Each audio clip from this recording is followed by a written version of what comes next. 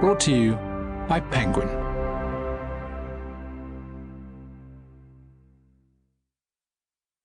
Jane Eyre by Charlotte Brontë. Edited with an introduction and notes by Stevie Davies.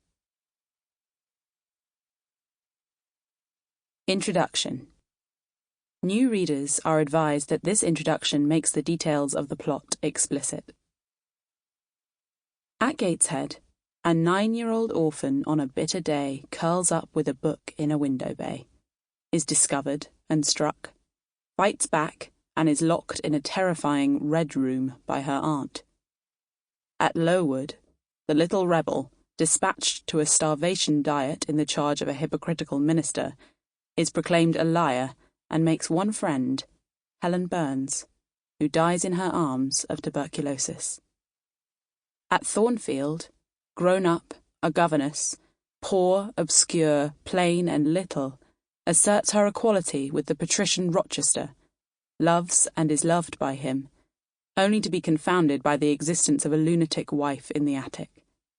At Moor House, the rebel, reduced to beggary, finds kin, a fortune, and strength to resist a peremptory call to missionary labour in a deadly marriage.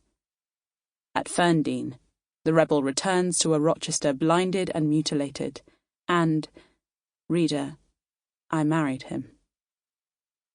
This was the 5-part adventure of Jane Eyre that dazzled the reading public in October 1847, and, in the words of Annie Thackeray Ritchie, daughter of the celebrated novelist William Makepeace Thackeray, set all London talking, reading, speculating.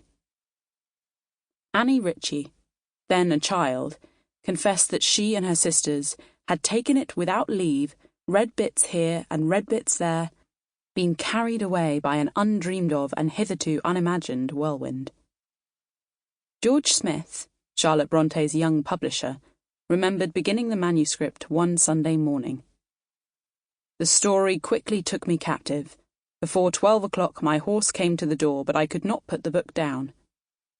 Refusing all engagements, he continued reading over a sandwich lunch, halting his evening meal. Before I went to bed that night I had finished reading the manuscript. The critic Frederick Harrison recalled in 1895 the thrill which went through us all in the 40s upon the appearance of Jane Eyre, on the discovery of a new genius and a new style.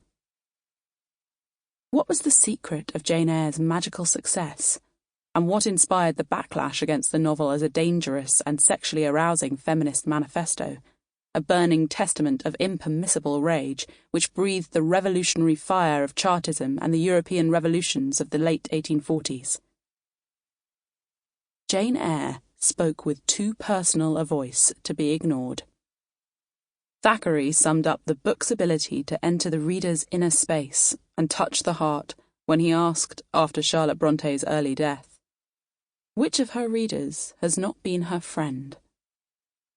This tender intimacy and forthright authenticity of address, in combination with the initial publication of Jane Eyre as an autobiography, edited by the unknown Currer Bell, made the novel's friends feel that they had met and would like to know more of a private person, while its enemies, appalled by its fierce, unwomanly tone and incendiary message, repudiated its emotional nakedness, its power to seduce.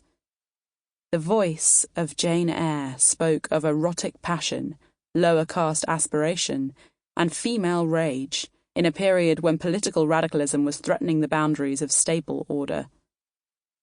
Public curiosity was avid to break the author's incognito.